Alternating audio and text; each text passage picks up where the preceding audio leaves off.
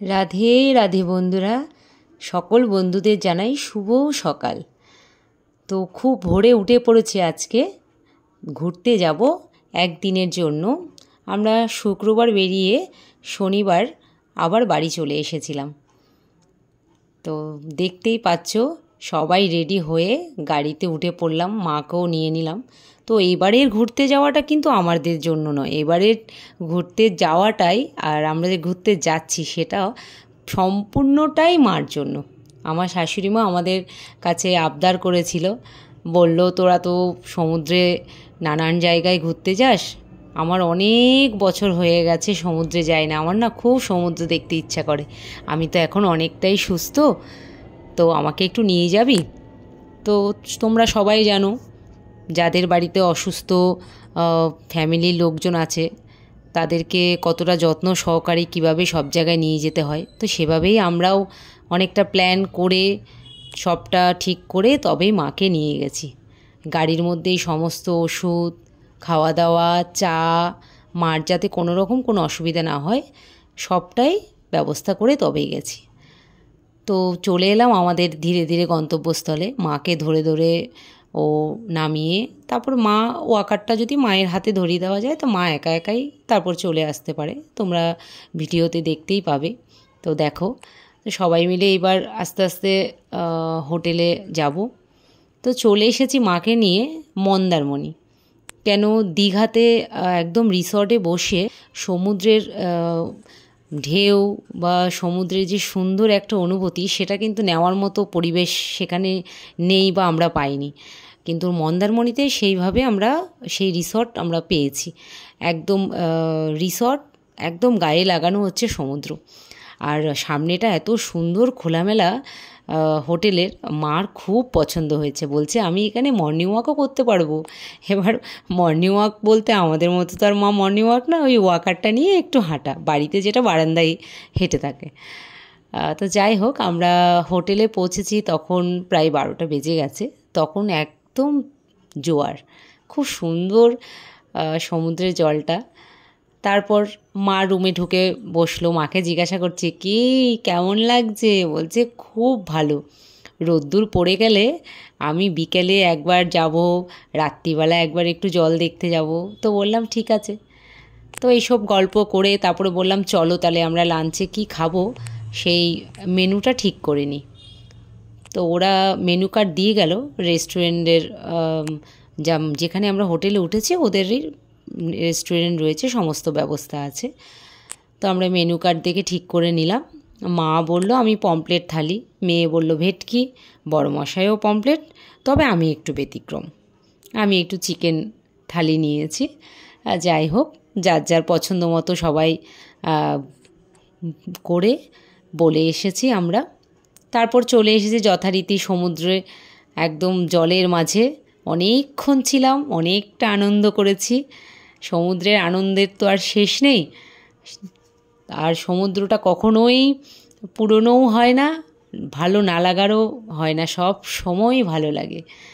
তারপর এইবারের ঘুরতে যাওয়াটা যেন আরও ভালো লাগছিল, কারণ সব সময় যখনই ঘুরতে যাই 2-1 দিন আগের থেকে সেটা জানা থাকে যে ঘুরতে যাব, আর এবারে ঘুরতে যাওয়াটা হঠাৎ। তো মাকেও আমরা সারপ্রাইজ দিয়েছি, বড়মশাই আমাকেও সারপ্রাইজ দিয়েছে, সেজন্য ঘুরতে যাওয়াটা সত্যিই খুব সুন্দর ছিল।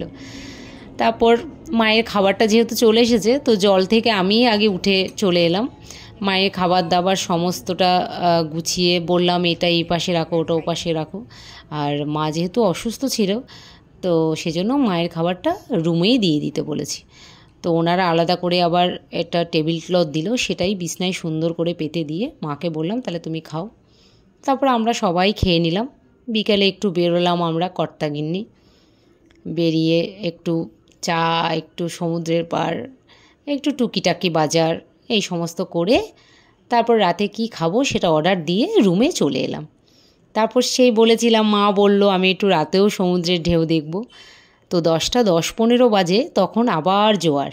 দেখো যতটা সম্ভব তোমাদের দেখানোর চেষ্টা করছি। মা ভীষণ খুশি, মায়ের পায়ে জল লেগেছে, বলছে বাবা এত কাছের থেকে জল দেখতে পাবো আশা করিনি। তো রাতে মাকে জল দেখানো সমুদ্রের হয়ে গেছে, পায়ে জলও লেগে গেছে, তা বললো চল এবার আমরা খাওয়া দাওয়া করিনি। তো রাতের খাওয়া দাওয়াটা এবার সেরে নেব।